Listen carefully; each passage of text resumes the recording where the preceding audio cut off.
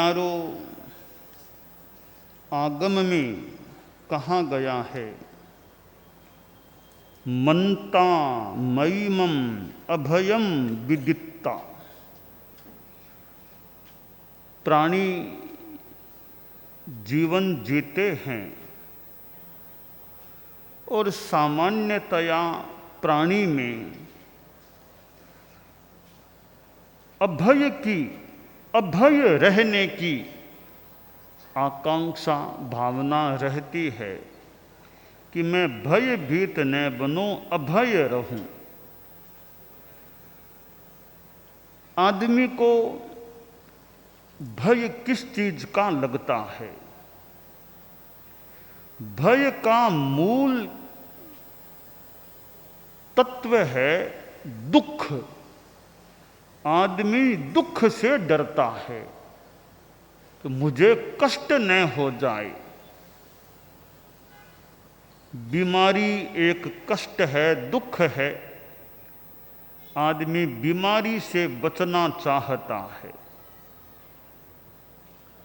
अपमान अवहेलना भी एक कष्ट का निमित्त बन सकती है। तो आदमी अपना अपमान देखना नहीं चाहता। कोई चोरी डकैती न हो जाए, चोरी डकैती का भी भय कि घर में कोई चोरी न कर ले, तो चोरी का भी एक भय कि चोरी न हो जाए। मृत्यु से आदमी डरता है। यों अनेक मूल तत्व है दुख, कि दुख से आदमी डरता है। अहिंसा की बात आगम में बताई गई है कि प्राणी अभय चाहते हैं, इसलिए मैं किसी को मारूं क्यों। कोई आमतौर से मरना नहीं चाहता। अभय का सीधा सा अर्थ है कि डरना नहीं, डराना नहीं, डरना नहीं। मैं अभय को दोनों रूपों में देखता हूं कि मैं अभय रहूं। अभय, न तो मैं भय खाऊं, न डरूं, न मैं दूसरों को डराऊं, भयभीत बनाऊं। अहिंसा के लिए आवश्यक है आदमी खुद भी न डरे और दूसरों को भी न डराए। डरना भी कमजोरी है, दुर्बलता है। कोई भी स्थिति आ जाए कि मैं डरूं नहीं, हालांकि बात बहुत कठिन है कि कोई भी स्थिति आ जाए और आदमी डरे नहीं। अभय में तारतम्य हो सकता है। जिनेश्वर भगवान होते हैं वे पूर्णतया अभय होते हैं। हम जो सक्कत्थुई नमोत्थुणम का पाठ बोलते हैं, शक्रस्तुति, उसमें अरहतों की, सिद्धों की जो नमस्कार, स्तुति, गुणगान किया गया है, अंतिम उसका जो है जिय भयाणम, यानी नमो जिणाणम जिय भयाणम। उन जिनों को नमस्कार है जिन्होंने भय को जीत लिया है। दुनिया में वह आदमी बड़ा सुखी होता है जिसने भय को जीत लिया, अभय बन गया। बहुत पैसे वाला इतना सुखी नहीं हो सकता, पर भय को जिसने जीत लिया वह बड़ा सुखी, यूं कह दें परम सुखी व्यक्ति हो सकता है जिसने भय को जीत लिया। तो जो नमस्कार किया गया है नमोत्थुणम में, शुरू में भी नमो आ गया, नमोत्थुणम नमस्कार। और कई बार दिगंबर लोग आते हैं, उनकी भाषा है नमोस्तु महाराज जी, नमोस्तु नमोस्तु नमोस्तु। यह दिगंबर परंपरा में प्रसिद्ध है। हमारे यहाँ मथेड़ मंदामी आदि बोलते हैं, उनके नमोस्तु बोलते हैं। यह नमोस्तु शब्द तो हमारे श्वेतांबरों में भी है, नमोत्थु नमोत्थु, तो हम तो खुद बोलते हैं नमोत्थु। उस संस्कृतिकरण में नमोस्तु है, प्राकृत या अर्धमागधी जो भी भाषा में नमोत्थु है। और इस पाठ्य का नाम भी नमोत्थुणम पड़ गया, नमोत्थुणम सक्कत हुई है, पहला शब्द नमोत्थुणम कहने लग गए हैं। तो यह पहले शुरू में भी नमो नमस्कार है, लास्ट में भी प्रायः नमो जिणानम जिय भयानम, भय विजेता, भय को जीत लिया। तो आदमी दुख से डरता है, दुख का डर निकल जाए कि दुख से भी कोई डरना नहीं, तो स्वयं नहीं डरना और दूसरे प्राणियों को डराना नहीं। जो दूसरों को डराता है, दूसरों को तकलीफ देता है, वह पाप कर्म का बंध करने वाला बन सकता है। असात वेदनीय का बंध करने, जिसको दूसरों को परितापित करना, निरनुकंप रहना, लाठी आदि से प्रहार करना, दूसरों को रुलाना, इस प्रकार के उत्पीड़नकारी कार्य करने वाला व्यक्ति असात वेदनीय का बंध करने वाला बन सकता है। इसलिए हम किसी को डराने का, दुखित करने का प्रयास न करें। यह अहिंसा के परिवार का अंग है कि किसी को डराना नहीं, दुखित नहीं करना, और खुद को डरना भी नहीं चाहिए कि कोई भी स्थिति आ जाए डरे नहीं। ठीक है, पूर्ण अभय न भी हो, हम जितना मनोबल, हिम्मत और समता भाव रख सकें वो विशेष बात है। कोई भी परिस्थिति आ जाए, शरीर में कठिनाई हो जाए, बाहर विरोध आदि हो जाए, चाहे विरोध हो, चाहे शरीर में कोई कठिनाई हो जाए, चाहे अपमान हो जाए, और चाहे मौत भी कोई निकट आती दिखाई देने लग जाए, इन सब स्थितियों में आदमी अभय रहे कि डरना नहीं, समता रखो, शांति रखो। यह समता अच्छी साधना है, बड़ी साधना है। और ये किए हुए कर्म मान लो उदय में या उदीर्णा रूप में आए हैं, जिनकल्पिक साधु होते हैं वे तो कहते हैं उदीर करके कष्ट लेते हैं, उदीर करके कष्ट ले लेते हैं। तो सहज में कोई कर्म उदय में आ गया है, उसको तो मैं झेलूं कहाँ। जिनकल्पिक साधु जो चला करके, उदीर करके कष्ट, उदेड़ करके कष्ट झेलते हैं, लेते हैं, तो मैंने तो उधेड़ कर नहीं, सहज में तकलीफ आ गई है तो मैं अधीर न बनूं और समता का भाव बनाए रखूं।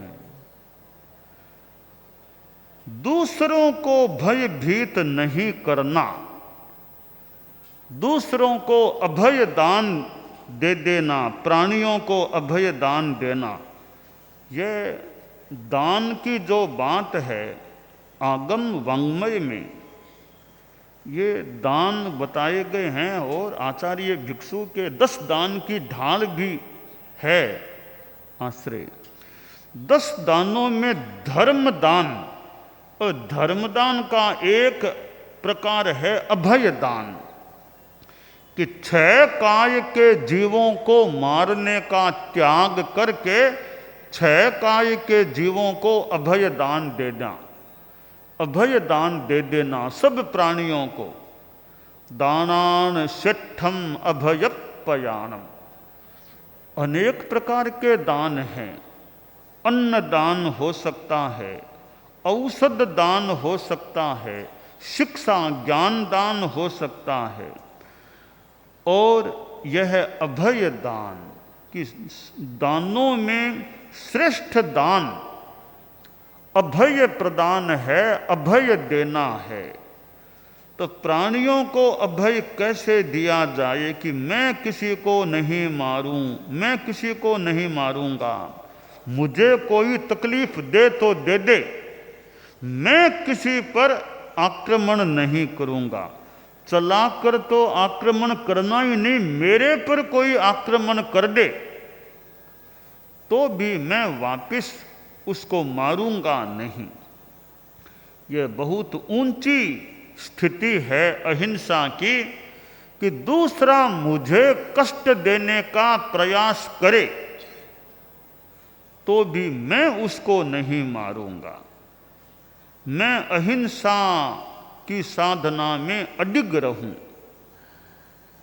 यह अभय दान आयारों में कहा गया है, मनता मयिमम अभयम विदित्ता, कि इस बात पर मनन किया जाए कि जीवों का अस्तित्व है और सब जीव अभय चाहते हैं, अभय रहना चाहते हैं।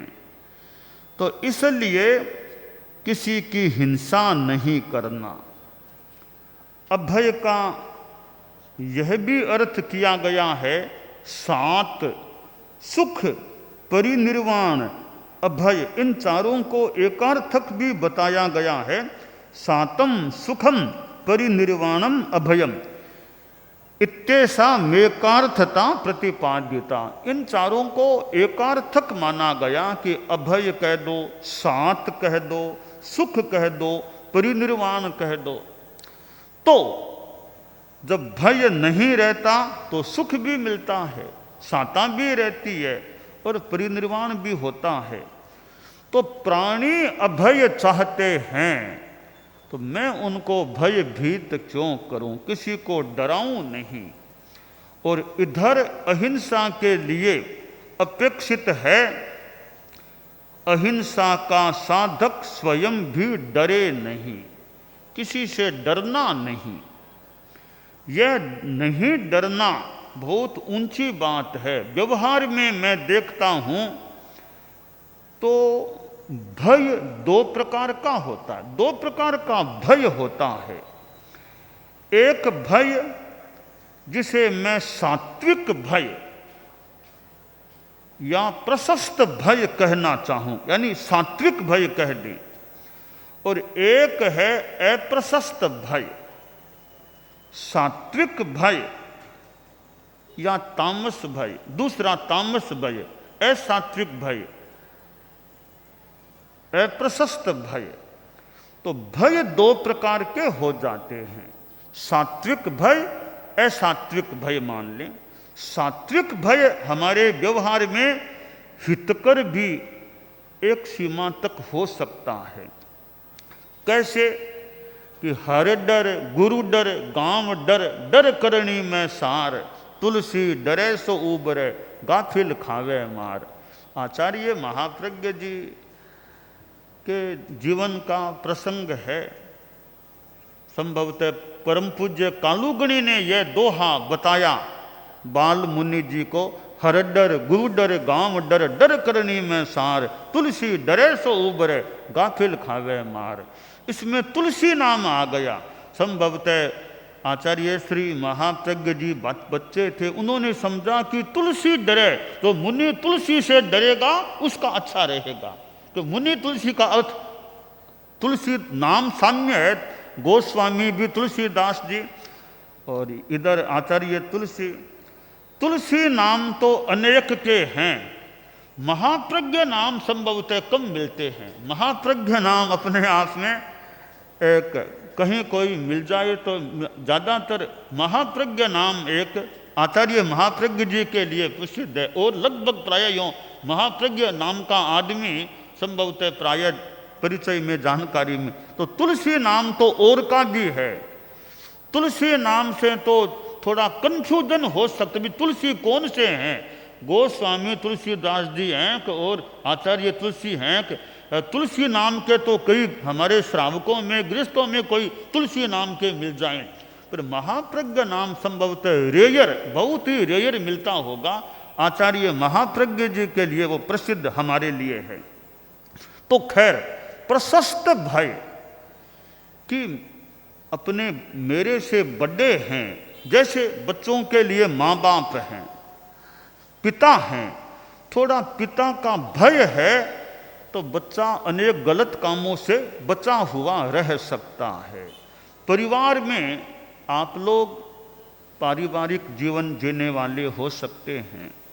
अब परिवार में भी थोड़ा संकोच है, भय है, बड़ों का भय कह दें भले कि भाई यह काम कर लूँ, पिताजी क्या कहेंगे, दादाजी क्या कहेंगे, यह काम तो नहीं करना। यह थोड़ा भय गलत काम करने से बचाने वाला हो सकता है। तो यह स्कूल में बच्चों को थोड़ा भय है, प्रिंसिपल क्या कह देंगे, हेडमास्टर साहब क्या दंड दे देंगे, उलाहना, तो थोड़ा भय है तो बच्चे कई गलत कामों से बच सकते हैं। अब न्यायपालिका है, न्यायपालिका है तो थोड़ा न्यायपालिका का भी भय हो सकता है। भी ऐसा करेंगे कोर्ट में जाना पड़ गया तो क्या सजा मिल सकती है, यह सजा का भय है, वो भी आदमी को अपराध से बचाने वाला बन सकता है। न्यायपालिका लोकतंत्र प्रणाली से चलने वाले शासन का मानो एक अंग है, विभाग है, और न्यायपालिका के द्वारा सजा भी दी जाती है।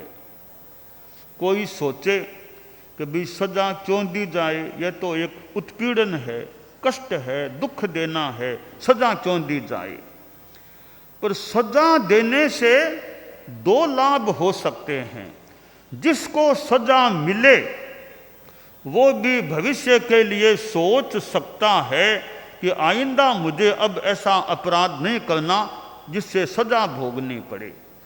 दूसरा लाभ है, एक व्यक्ति को सजा मिलती है, दूसरे कितने लोग जागरूक हो जाते होंगे कि ऐसी गलती की, इनको सजा मिली तो हम तो ऐसा काम नहीं करेंगे।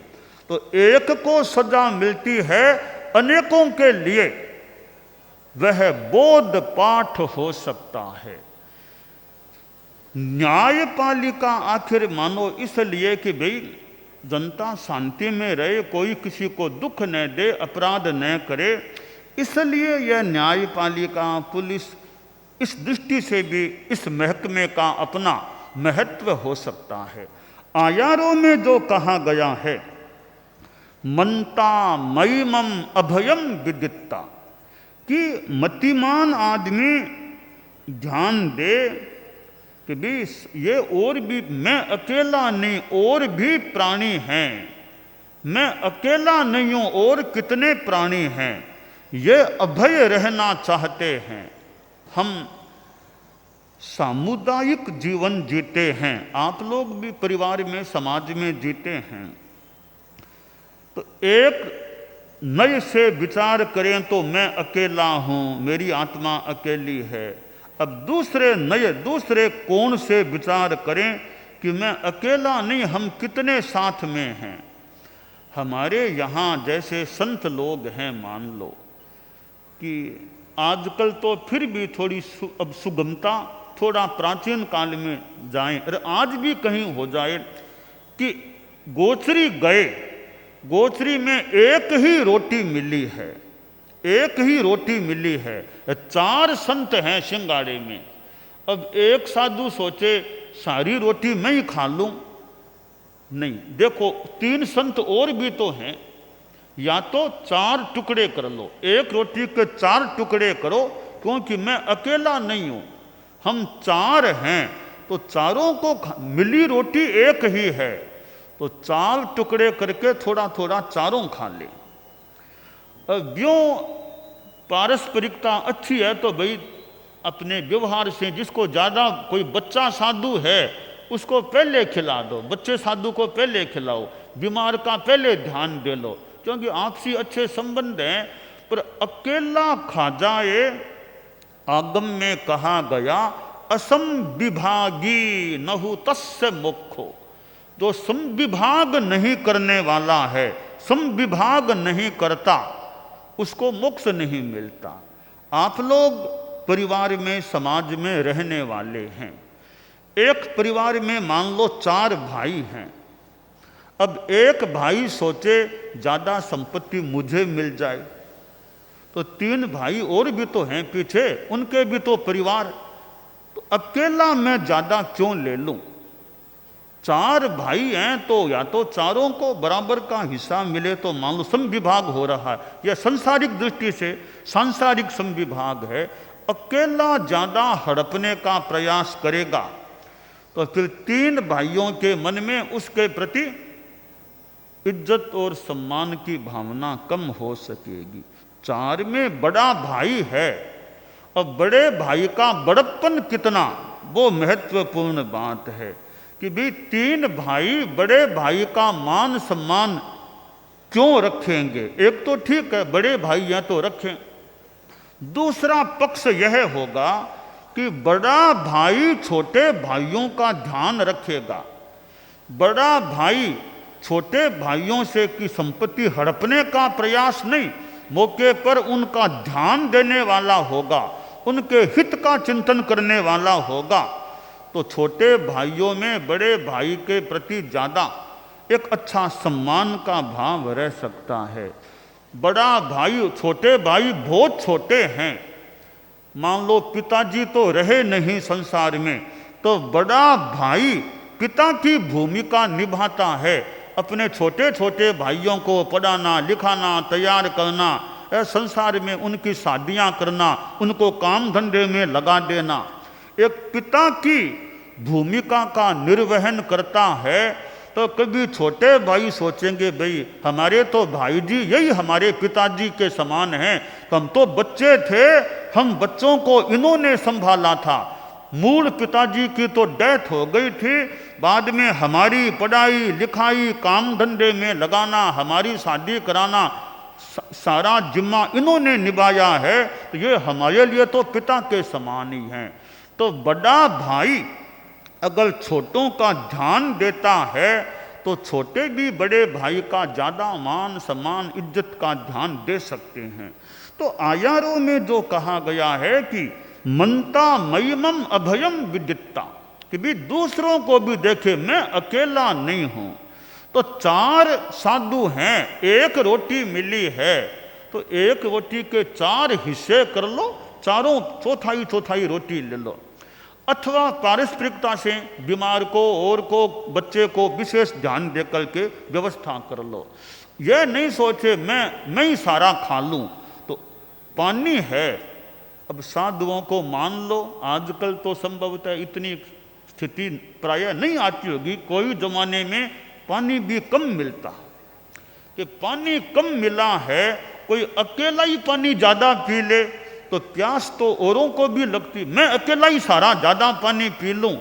1 पात्री पानी आया है गोचरी में, तो मुझे प्यास लगी है तो इनको भी तो प्यास लगी होगी ना, मैं ही अकेला सारा पानी पीने की चेष्टा करूं, ये सारे क्या प्यासे रहेंगे? तो फिर व्यवस्था कर लो, भी माप माप कर पानी पी लो। प्यास लगे बहुत ज़्यादा मत पियो, गिलास या प्याला इतना इतना पानी हमको पीना है ताकि सभी का थोड़ा काम चल जाए। तो यह कि मैं अकेला नहीं, मैं समुदाय में हूँ, समूह में हूँ, तो मैं औरों का भी ध्यान दूँ, यह सामुदायिक चेतना की बात हो जाती है। उमा स्वाति ने जो तत्वार्थ सूत्र में बताया, परस्परोपग्रहो जीवानाम, कि जीवों का परस्पर उपग्रह होता है। हमारे उपासक उपासिकाएं भी हैं, एक तत्वज्ञान की ही बात है। 6 द्रव्य होते हैं, धर्मास्तिकाय अधर्मास्तिकाय आकाश, 6 द्रव्य हैं। ये 6 द्रव्य हैं, धर्मास्तिकाय परोपकार करने वाला, जीव और पुद्गल की गति में सहायक बनने के रूप में परोपकार करने वाला है। अधर्मास्तिकाय जीव और पुद्गलों की स्थिति में ठहरने में सहायता देने के रूप में परोपकार करने वाला है। आकाशास्तिकाय आकाश यह स्थान है, आकाश हमें रहने के लिए स्थान देता है, वह स्थान अवगाहन के रूप में परोपकार करने वाला है। काल का बर्तन, काल भी हमारा उपकारी इस रूप में है। अब कितने बजे व्याख्यान शुरू करना, तो काल की व्यवस्था भी इतने बजे के 9 बज गए हैं तो मुख्य प्रवचन कार्यक्रम शुरू हो जाना चाहिए। तो हम काल के सहारे चलते हैं। यह सारा दिन रात, आज कौन सी दिनांक है, कल कौन सी, उस दिनांक को वह प्रोग्राम करना, तो हमारे लिए काल के माध्यम से कार्य कितने सुगम हो जाते हैं। तो काल भी मान ले हमारा किसी रूप में उपकारी है। पुद्गल हैं हम, जीवों के खाने में, पीने में, ओढ़ने में, पहनने में, सोने में, पर्यंक आदि कितने पुद्गल हमारे काम आते हैं। तब प्रश्न होता है कि ये द्रव्य परोपकारी हैं, दूसरे द्रव्यों को सहयोग देने वाले हैं। तो जीवास्तिकाय जीव हैं, वे क्या उपकार करते हैं? क्या धर्मास्तिकाय का उपकार करते हैं? क्या अधर्मास्तिकाय का उपकार करते हैं? क्या आकाशास्तिकाय का क्या उपकार करते हैं? उमा स्वाति ने बताया परस्परोपग्रहो जीवानाम। ये जीवास्तिकाय, धर्मास्तिकाय, अधर्मास्तिकाय इनको सहयोग यूँ नहीं देती है। तो जीवास्तिकाय जीव आपस में एक दूसरे का उपग्रह करने वाले, आलंबन बनने वाले, सहयोग देने वाले होते हैं। तो यह परस्परोपग्रहो जीवानाम एक बड़ा सामुदायिक जीवन का महत्वपूर्ण सूत्र बन सकता है कि परस्पर सहयोग करना। समुदाय है हमारा भी समुदाय है, साधुओं का, इधर साधियों का, या दोनों का मिलाकर भी चारित्रात्माओं का समुदाय है।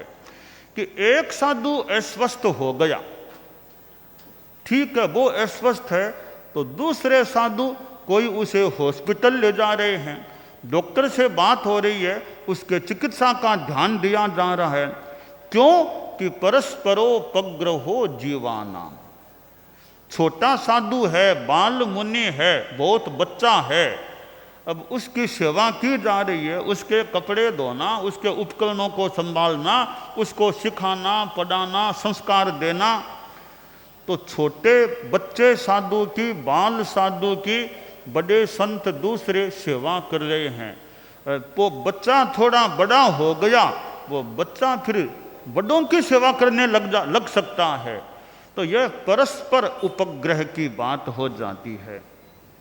तो चाहे पारिवारिक जीवन हो, चाहे सामाजिक जीवन हो, चाहे धर्म संघ में सामुदायिक जीवन हो, जहाँ भी समूह है वहाँ यह परस्परोपग्रहो जीवानाम, एक दूसरे का सहयोग।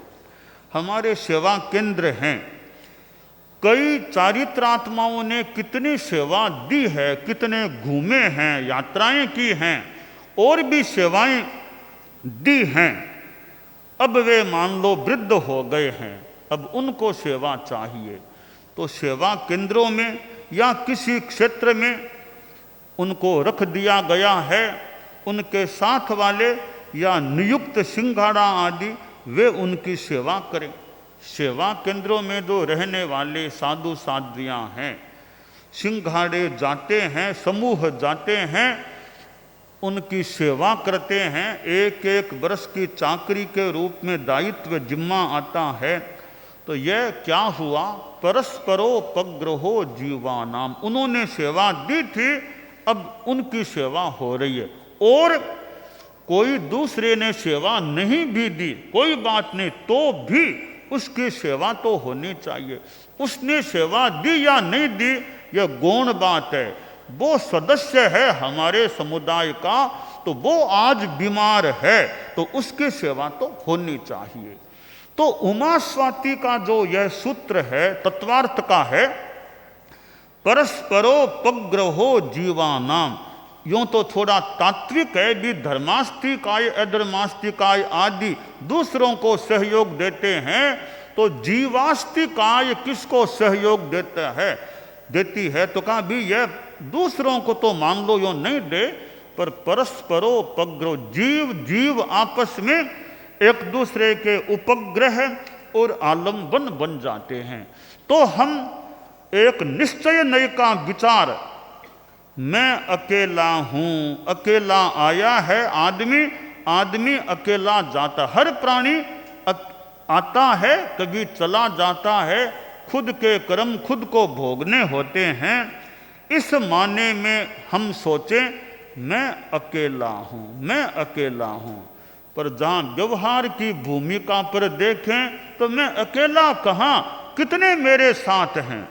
कभी कभी कोई बोलते हैं ना ऐसे कि नहीं, इस संकट की घड़ी में हम आपके साथ हैं, हम आपके साथ खड़े हैं, आप चिंता मत करो, हम आपके साथ खड़े रहेंगे। किसी देश में आपत्ति विपत्ति आ गई तो भारत कहता है कि इस संकट की घड़ी में भारत देश आपके साथ खड़ा है, आपके साथ खड़े। और कई बार एक देश में कोई संकट आ गया तो दूसरे देश के लोग, उनकी सेना या सामग्री, खाद्य सामग्री आदि जाते हैं, उस देश के लोगों की सेवा भी करने का प्रयास। यह क्या है? परस्परोपग्रहो जीवानाम, कि एक देश दूसरे देश की सहायता करता है। तो यह परस्परोपग्रहो केवल एक देश में ही नहीं, एक दूसरे देश का आपसी संधि होती है, समझौता होता है, हम इस काम को मिलकर के करेंगे। तो यह सारा एक परस्परोपग्रहो जीवानाम की बात हो जाती है। तो आयारों में जो कहा गया कि मनता मयिमम अभयम विदित्ता, इस बात पर मनन करें कि सब प्राणी अभय रहना चाहते हैं, तो मैं हिंसा करके दूसरों को भयभीत क्यों बनाने का कार्य करूं। तो यह अहिंसा का सूत्र है कि अभय, स्वयं अभय रहें और दूसरों को अभय रहने दें। स्वयं अभय रहो, दूसरों को अभय रहने दो, दूसरों को भी अभय दान दो। तो यह अभय दान देना बहुत बड़ा दान हो जाता है। तो यह आयारों में जो प्रथम अध्ययन में जो शस्त्र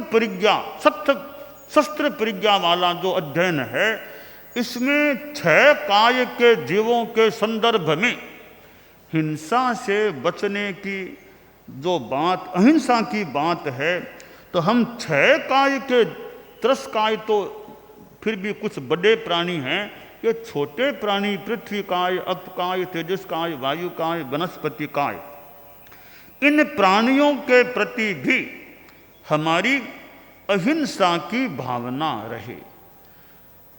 अहिंसा का भाव पुष्ट हो जाता है तो फिर टिट फॉर टैट की नीति भी कुछ कमजोर पड़ जाती। एक नीति है टिट फॉर टैट, जैसे को तैसा।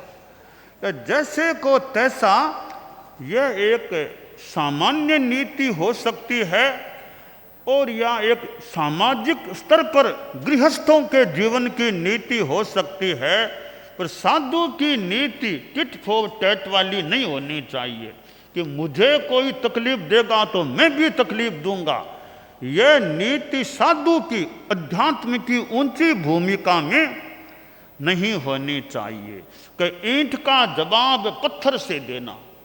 ये ईंट का जवाब पत्थर से देना कोई राष्ट्र के लिए तो कहीं कोई नीति मान लो हो तो हो, या गृहस्थों में कहीं हो तो हो कि ईंट का जवाब पत्थर से दो, पर साधुता और अध्यात्म की भूमिका में विचार करें और प्रशस्त चिंतन की दृष्टि से विचार करें तो ईंट का जवाब फूलों से दो, फूलों से जवाब दो, पत्थर से नहीं, कोमल फूलों से जवाब दो। कि उसने मेरा बुरा किया तो मैं भी बुरा करूंगा, बदला लूंगा, यह सामान्य चिंतन है। उसने मेरा बुरा किया तो भी मैं तो करूंगा, तो उसका भलाई करूंगा, मैं उसका बुरा नहीं करूंगा। मैं क्यों बुरा करूं? उसने मेरे थप्पड़ की भी लगा दी है, तो इस गाल के लगाई, यह गाल और पड़ा, भले इसके और लगा दो। मुझे वापिस थप्पड़ नहीं लगाना है, मुझे तो अहिंसा, मृदुता, क्षमा का व्यवहार करना है। यह अहिंसा मृदुता के रूप में, क्षमा के रूप में रहे। आप परिवार में जीते हैं मान लो, अब परिवार में कैसे अहिंसा की नीति रहे, पारिवारिक जीवन में अहिंसा की नीति रहे, कैसे रह सकती है? एक परिवार में दादा भी है, पिता भी है, बेटा भी है, पोते बेटे हैं, कई 3 पीढ़ियां साथ रह रही है। और एक जगह तो मैंने देखा 5 पीढ़ी की बात कर, 5 पीढ़ी हैं, तो 5 पीढ़ियां दादी है, फिर उसका बेटा, उसका बेटा, उसका बेटा, फिर वो 5 पीढ़ियां है। वो कल परिवार आया था, वो सरदार शहर का नाटा परिवार, भंवरलाल जी नाटा की माजी का वो देहावसान के संदर्भ में तो बातचीत चली का 5 पीढ़ियां थी। दो दादी जी थे, उनके पड़पोते के भी बेटा हो गया था, इतनी पीढ़ियां थी। तो खैर कोई कोई हो, कहने का मतलब एक परिवार है, अनेक पीढ़ियों के लोग साथ में रह सकते हैं। अब अहिंसा की नीति पारिवारिक जीवन में कैसे रहे?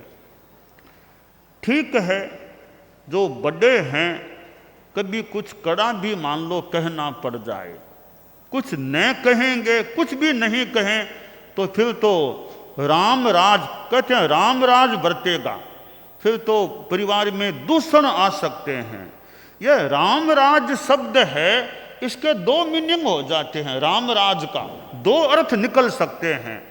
एक तो राम राज का मतलब भी रामचंद्र जी के राज्य में जनता सुखी थी, जनता मान लो अच्छी जो भी थी, वैसा राज्य, वो राम राज्य है। यानी रामचंद्र जी के मान लो अयोध्या में वहाँ जो अच्छी नीतियाँ, अच्छा जनता सुखी रही होगी, कि राम राज रहे, अच्छा राज्य चले, अच्छा शासन चले। एक तो वो प्रशस्त अर्थ है। दूसरा अर्थ है राम राज, कोई कहने वाला नहीं है, चाहो सो करो, तो ये राम राज, तो दूसरे अर्थ वाला राम राज बढ़िया नहीं है। तो परिवार में भी दूसरे अर्थ वाला राम राज नहीं बरते कि जो कुछ करो, कुछ भी करो, गलत करो, सही। तो जहाँ मुखिया है, बड़ा है, तो कहीं कहना भी आवश्यक हो सकता है, तो मौके पर कहना भी होना चाहिए। कोई नहीं कहेगा तो फिर तो काम कैसे चलेगा? तो कहना चाहिए, परंतु कहने में कभी कभी आदमी को तेजी भी आ सकती है। अब बड़ा है, मुखिया है, मान लो तेजी भी आ गई, तो दूसरे परिवार के लोग हैं, उनका फर्ज है वे गुस्सा न करें। मुखिया ने तेजी में भी कह दिया तो दूसरा पोता है, बेटा है, बहुएं हैं और हैं, वे शांति से झेले कि हमारे बड़े हैं, माइट हैं, इन्होंने कहा है, हम अच्छी बात को ग्रहण करने का प्रयास करें, वापिस सामने यानी गुस्से में नहीं बोले। तो यह अहिंसा की नीति हो गई कि मुखिया ने तेजी में भी कह दिया, तो अन्य जो छोटे हैं उन्होंने धैर्य से, शांति से सुना। हमारे यहाँ संतों में है, मान लो इधर साध्वियाँ भी है, मान लो किसी को उलाहना भी दे दिया, समुदाय है, कुछ कड़ा भी कह दिया, तो जिसको कड़ा कह दिया वो वापस गुस्से में आकर के बोलना शुरू कर दे, ये बढ़िया नहीं। कभी अच्छी शिक्षा दी है, तैत मरास, तैत तैत, हमें बचपन में भी तैत कहो, तैत मरास, तैत के सामने यो गुस्से में नहीं बोलना चाहिए। तो मुखिया कुछ कड़ा भी कह दे तो अन्य को उसको शांति से झेलना चाहिए।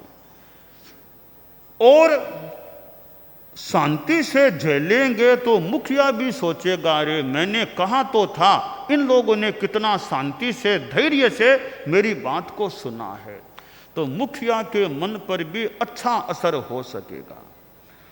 तो कभी कहना भी चाहिए और सहना चाहिए, परिवार में कहना चाहिए, सहना चाहिए और शांति से रहना चाहिए।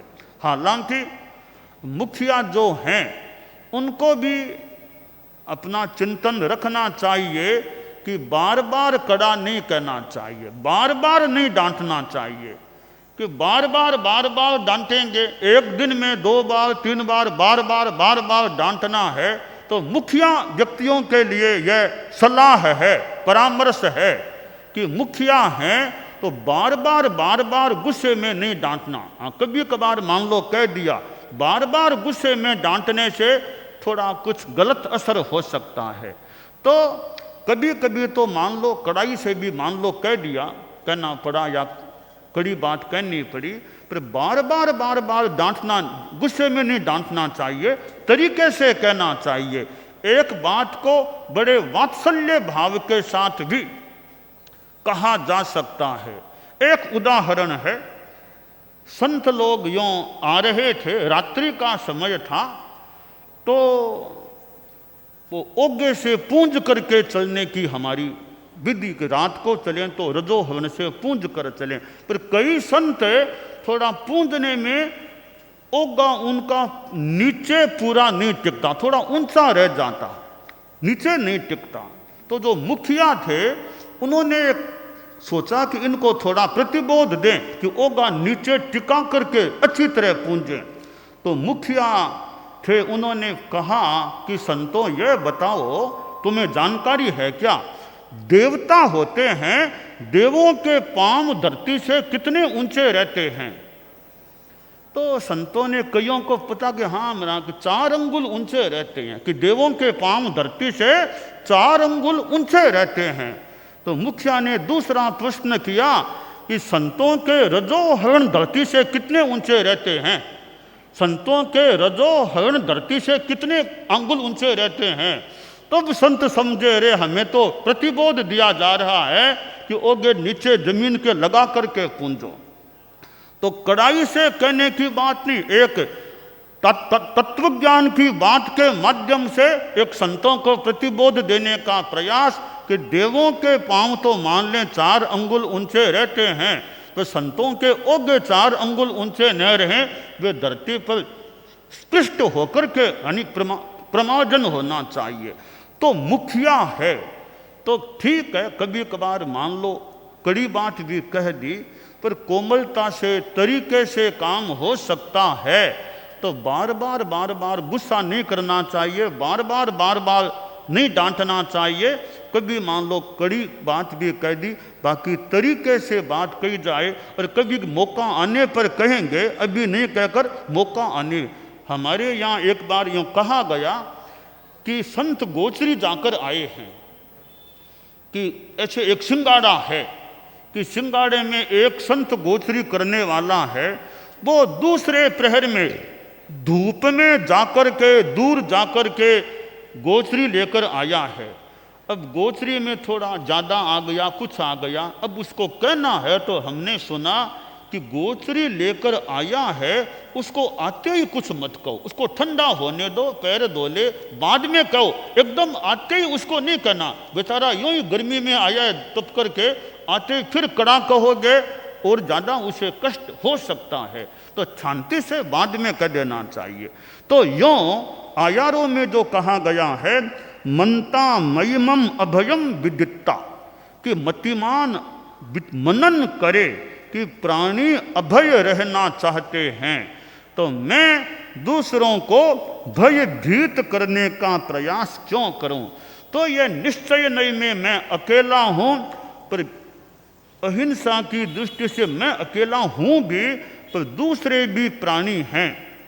मैं दूसरों की हिंसा से बचने का प्रयास करूं, मैं स्वयं भी अभय रहूं और दूसरों को भी अभय रखने का प्रयास करूं। तो प्रशस्त भय है, वो एक सीमा तक उपयोगी हो सकता है कि मुखिया का भय है कि भी जैसे गुरुदेव तुलसी थे, मान लो गुरुदेव तुलसी थे, अब हम संत लोग थे, हमारे मन में थोड़ा वो भय कि गुरुदेव उलाना नहीं दे दें, गुरुदेव की डांट नहीं पड़ जाए, दंड नहीं आ जाए, वो थोड़ा भय है कि गुरुदेव की दृष्टि मेरे पर कड़ी न हो जाए, वो दृष्टि कड़ी न हो, या थोड़ा संकोच है, भय है, तो भी संत थोड़ा गलती करने से बचने का ध्यान रख सकेंगे। तो यह भय है वो एक सात्विक भय के रूप में है। तो हमारे साधु समुदाय में बड़ों का थोड़ा संकोच या वो सात्विक भय, जो भी परिवार में भी मुखिया का थोड़ा सा संकोच है, भय है, और परिवार में अनुशासन की व्यवस्था भी अच्छी है, परिवार की नीतियां भी, हमारे परिवार में कोई शराब नहीं पिएगा, हमारे परिवार में नशा नहीं करना, हमारे परिवार में कोई नॉन वेज का सेवन नहीं करेगा, ऐसे परिवार की नियमावली भी हो, व्यवस्था भी हो कि परिवार हमारा अच्छा रह सके।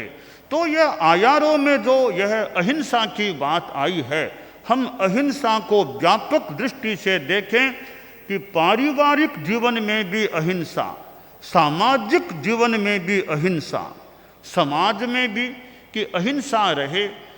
ये संस्थाएं होती हैं, अध्यक्ष है, मंत्री है और मंडल है, टीम है, सारे हैं, तो मिल बैठकर साथ में चिंतन करते हैं। अब अध्यक्ष है, उसका अपना विधान में उसको पावर दिया गया हो, महामंत्री का अपना पावर हो सकता है, उनके साथी भी हैं, तो भी साथियों का भी कैसे उनके साथ अच्छा व्यवहार हो कि ये भी हम सब साथ में हैं, हम साथ में बैठ के विचार करें। अध्यक्ष है, मंत्री, उनके अपने पावर तो हो ही सकते हैं, संस्था में अपने पावर हैं, पर वे साथियों को थोड़ा बिठा के पूछा, भाई यह काम कैसे करें, बोलो, थोड़ा पूछ लिया, कर लिया, तो साथी भी खुश रहेंगे और वो काम भी थोड़ा वो ज़्यादा काम करने में सहयोग दे सकेंगे। कि अहिंसा की नीति हो गई। तो हम समाज में, संस्थाओं में भी अहिंसा का व्यवहार, और राष्ट्र में भी, राष्ट्र की नीतियों में भी अहिंसा का व्यवहार हो, और एक देश दूसरे देश के साथ कैसा व्यवहार करेगा, ये सारी नीतियां होती है। और यह परस्परोपग्रहो जीवानाम होता है। अब देखिए, धार्मिक सहयोग एक बात है, लौकिक सहयोग एक बात है। कहीं बाढ़ आ गई, कहीं आपदा आ गई, तो कहीं सेना जाती है, कहीं कोई भेजे जाते, भी इनको रेस्क्यू करना, बचाना, करना, इतने लोग बाढ़ग्रस्त हो गए हैं, उनको ध्यान दो। तो यह एक सेवा, एक प्रकार की एक अनुकंपा, लौकिक जो भी करुणा की बात होती है। साधु समुदाय में भी हमारा जब मुंबई में, यानी वो घोड़बंदर रोड पर नंदनवन में प्रवास था, तो वो साधुओं के वहाँ पानी की समस्या की बात सामने आई, तो हमारे फिर कई संत लोग गए, कभी साधुओं के वहाँ पानी आ गया, तकलीफ, बहुत ऊंचा ऊंचा पानी आ गया, तो कैसे क्या करना।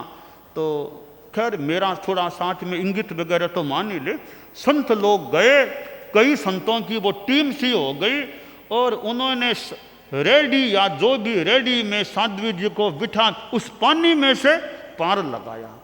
तो जैसे मतलब सेना के जवान जाकर के बाढ़ पीड़ितों को और को वो रेस्क्यू करना, बचाना करना होता है, तो शायद थोड़े किसी अंश में हमारे संत मानो सेना के जवान बन गए, और जाकर के साधियों को वो रेडी में और में इतना काफ़ी पानी संभवतः था, उनको निकाल करके पार करा करके शिफ्ट कर दिया। तो यह एक अहिंसा की, मतलब मौके पर सहयोग। यह बात अभी की है, मैंने एक मन में आया कि संतों ने कर्जा चुका दिया, संतों ने कर्जा चुका दिया।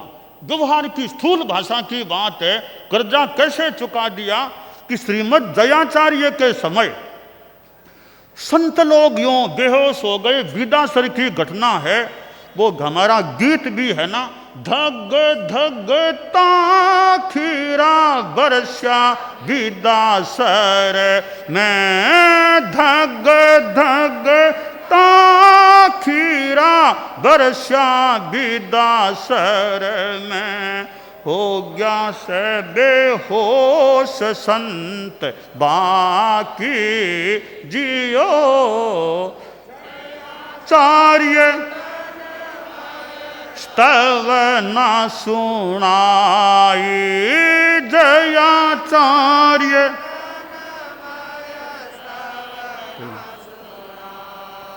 मुनिंद मोरा ढाल आज साखी जियो। भिक्षु भिक्षु भिक्षु मारी आत्मा पुकार, तो भिक्षु रो साचो परचो। भिक्षु भिक्षु भिक्षु मारी। तो परम पूज्य जयाचार्य जब बिदाश्रय में वो बेंगानी जी की वो पोल, वो जो स्थान है कि खीरे बरसे, जो भी घटना घटी तो संत बेहोश हो गए। तो फिर साध्वी जी आई और संतों को जो भी उन्होंने सेवा की, बाहर ले जाना करना, संतों की सेवा का कार्य किया। तो उस समय साध्वियों ने संतों की, यानी आमतौर से साधु साध्वी का संगठा नहीं कर सकता, साध्वी साधु का संगठा नहीं कर सकता, पर ऐसी कोई परिस्थिति आ जाए, कोई साध्वी डूबने लग रही है तो साधु उनको पकड़ करके उनका सहयोग करें तो कोई दोष की बात नहीं है। उस जमाने में जयाचार्य के युग में साध्वियों ने संतों की सेवा की। तो बहुत स्थूल भाषा की मेरे मन में आया कि चौथी पीढ़ी का कर्जा 11वीं पीढ़ी में चुकाया गया है। चौथी पीढ़ी का जो साध्वियों से कर्जा लिया था, संतों ने चौथी पीढ़ी में कर्जा लिया, तो 100 से ज्यादा वर्ष बीत गए। अब 11वीं पीढ़ी में संतों ने वापस वो साध्वियों का कर्जा वो नंदन वन में रेस्क्यू करके, जो भी करके वो साध्वियों को पहुंचा करके वो कर्जा मानो चुका दिया है। वो अब वो कर्जा संतों पर मानो अब नहीं रहा है। तो खैर ये एक सामान्य स्थूल बात है। बाकी तो कर्जा क्या, जब मौका लगे, एक बार दो बार मौका आ जाए तो सेवा करना एक प्रकार का हमारा धर्म है, कर्तव्य है। तो मैं यह बता रहा था कि जनता में भी बाढ़ पीड़ितों को और को बचाना करना, सेना जाती है और लोग जो भी बचाते करते हैं, तो यह भी एक सेवा है। भले लौकिक सेवा कह दें, हमारे साधु समुदाय में भी सेवा की बात होती है। तो यह आयारों में जो अहिंसा या अभय की बात आई है कि प्राणी अभय रहना चाहते हैं। अब बाढ़ पीड़ित हो गए, समस्या तो लोग भय में भी आ सकते हैं। ऐसे समय में उनको संभालना और उनके भय को दूर कर देना और आध्यात्मिक संदर्भों में ऐसी सांत्वना देना, ऐसी प्रेरणा देना। किसी के घर में डेथ हो गई है मान लो, अब परिवार के लोग दुखित हो गए हैं, अब वहाँ उनको हमारे साधु साधियाँ जा कर के वो आध्यात्मिक एक सांत्वना संबल देते हैं, उनको आध्यात्मिक प्रेरणा देते हैं, उनके मन को शांति पहुंचाते हैं, तो वह भी एक धार्मिक आध्यात्मिक सेवा हो जाती है। तो यह अहिंसा का जो परिवार है उसमें करुणा भी है, उसमें अभय भी है, समता भी है, और किसी रूप में देखें तो यह सेवा की बात भी अहिंसा मैत्री से एक जुड़ा हुआ तत्व हो जाता है। तो आज हम देखते हैं कि युद्ध भी चल रहे हैं राष्ट्रों के बीच में, या जो भी कहीं कहीं युद्ध की बात है, तो दुनिया में युद्ध भी चलते हैं, परंतु यह प्रयास भी यथासंभव तो होना ही चाहिए कि किसी को मारना नहीं पड़े। हम एक वार्ता के द्वारा जितना अगर संभव हो सके तो वार्ता के द्वारा कोई रास्ता निकालने का प्रयास करें। कई बार एक बात करने से समाधान नहीं हुआ, दोबारा बात करो, तिबारा करो, चौथी बार बात करते करते कई बार कोई समाधान, कोई रास्ता निकल भी सकता है। तो ये कई बार ये कई संगठन कोई हड़ताल करते हैं, अमुक ने हड़ताल कर दी, वो कर दी, तो फिर सरकार के विरोध में वो हड़ताल वगैरह करते हैं, बातचीत होती है, आखिर बातचीत करके मांगे मान ली कर ली जो भी करके फिर हड़ताल बंद भी हो जाती। तो यानी वार्तालाप के द्वारा दूसरे की समस्या को भी समझे, सरकार की समस्या को दूसरे समझे, दूसरों की समस्या को सरकार समझे और मिल बैठकर बात करते हैं, एक दूसरे की परिस्थिति को समझने का प्रयास हो, अनावश्यक फालतू दुराग्रह न हो, तो कोई रास्ता निकल भी सकता है। तो आज विश्व में थोड़ी वो युद्ध की भी जो समस्या स्थिति जो भी है, वहाँ भी कोई अहिंसा और आयारों और की कोई हमारे शास्त्रों की और की बातें हैं, अभय की, अहिंसा की, तो हालांकि वे भी बड़े बुद्धिमान लोग, समझदार, पढ़े लिखे, देश को चलाने वाले, उनका अपना चिंतन हो सकता है। अगर संभव हो सके तो अहिंसा, अभय, इन तत्वों के आलोक में भी चिंतन किया जाए कि कैसे कोई एक अच्छा रास्ता निकल सके और हिंसा को विराम मिल जाए, हिंसा न हो। तो यह हिंसा शस्त्र परिज्ञा कि शस्त्रों का परिज्ञान हो, शस्त्रों का निराकरण हो। ठीक है, पूरे शस्त्र तो अब खत्म होने मान लें मुश्किल बात है, पर शस्त्र हैं भी तो जितना शस्त्रों के प्रयोग से बचा जा सके, बचना संभव हो सके, तो शस्त्र होने पर भी शस्त्रों के प्रयोग से बचने का प्रयास होना चाहिए। तो आयारों में जो बताया गया है, मनता मयिमम अभयम विदित्ता, अभय को समझो, मनन करो कि प्राणी अभय रहना चाहते हैं तो फिर हिंसा से हम बचने का प्रयास रखें।